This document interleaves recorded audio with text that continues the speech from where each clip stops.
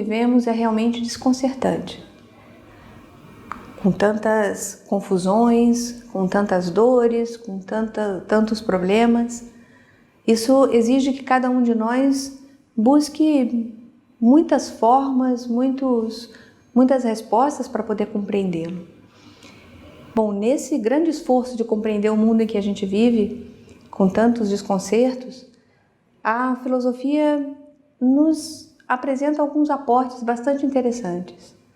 Um deles nos vem de um passado bastante distante, de um momento que não é exatamente parecido com o que nós vivemos hoje, mas guarda alguma semelhança.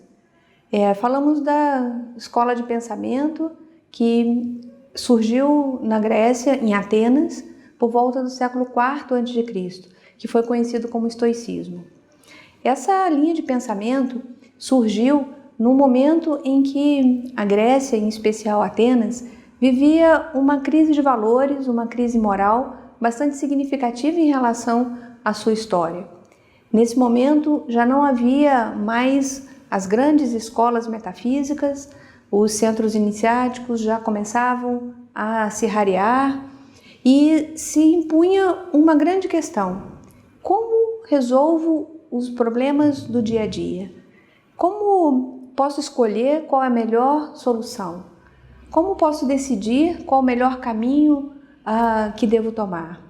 Todas essas perguntas se voltavam a uma questão especificamente ética e surgiram nessa época várias escolas morais. E o estoicismo surgiu também nesse momento com o objetivo de refletir e apresentar determinadas possibilidades para se resolver essa questão moral ou ética. Bom, o estoicismo foi fundado nessa época, mas teve um grande desenvolvimento em Roma alguns séculos depois. Em Roma, a gente encontra três grandes filósofos que desenvolveram essa linha de pensamento e que se destacam: Marco Aurélio, Sêneca e Epictetus ou Epíteto. Hoje eu queria falar um pouco mais de Epictetus. Epictetus foi um escravo em Roma que viveu no século I depois de Cristo e, curiosamente, na história, é um dos exemplos mais raros de um filósofo que vivia numa condição social bastante peculiar, já que ele era um escravo.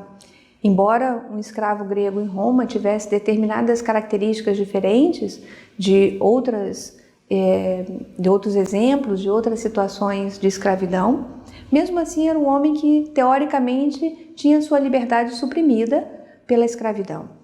No entanto, ele desenvolveu um pensamento e uma filosofia bastante interessante, baseada no estoicismo. Uma das características do estoicismo é desenvolver, compreender toda a busca pela felicidade, pela realização humana, a partir de uma forja da alma que fosse insensível ao prazer e à dor.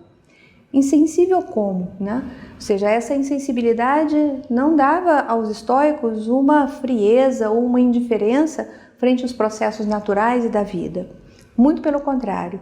Essa indiferença, essa impassividade em relação ao prazer e à dor levava o estoico, o filósofo, a poder compreender a vida e viver a vida de uma forma muito livre. Porque quantas vezes nós nos limitamos a determinados sonhos, a determinados ideais, a ser aquilo que nós gostaríamos de ser, porque estamos sujeitados aos limites, às condições do prazer e da dor. Isso nos faz lembrar um ensinamento de Aristóteles que dizia que, frente ao prazer, quase nunca somos incorruptíveis. E os estoicos entendiam que essa força, que esse poder da alma sobre o prazer e a dor se realizaria através do desenvolvimento das virtudes. Esse é o ponto central do estoicismo. O empenho que eles colocavam no desenvolvimento das virtudes. A palavra virtude tem uma raiz latina que nos remete à palavra virtus, que tem a mesma raiz de virilidade, que significa força, que significa potência, que significa poder. Né? Nesse caso, virtude significa o poder da alma, o poder sobre si mesmo, o poder de escolha, o poder de dominar-se a si mesmo. E os estoicos entendiam que essa era a questão fundamental do próprio homem. Desenvolver, potencializar as virtudes, os poderes da alma, para que ela própria pudesse se expressar de uma forma livre, completa e realizada sobre o homem.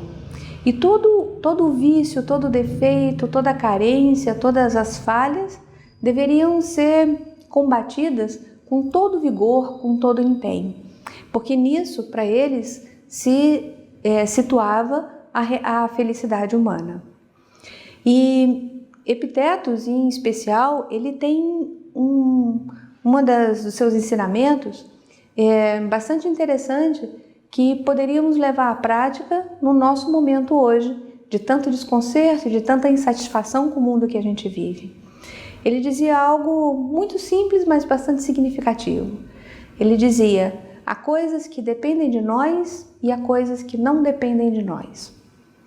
E ele desenvolvia esse ensinamento argumentando que poderíamos ter muito sucesso individual, sucesso de realização própria, de realização da nossa alma, se tivéssemos clareza das coisas que dependem de nós e das coisas que não dependem de nós.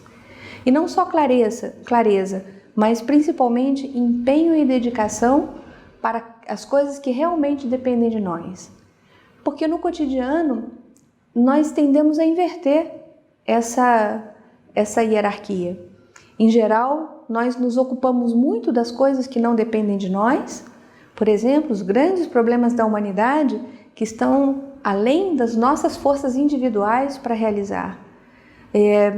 Nos detemos nas coisas que, no comportamento dos demais, muitas vezes trazendo críticas, insatisfações, verdadeiras confusões e angústias pelo comportamento, pelas ações de outras pessoas.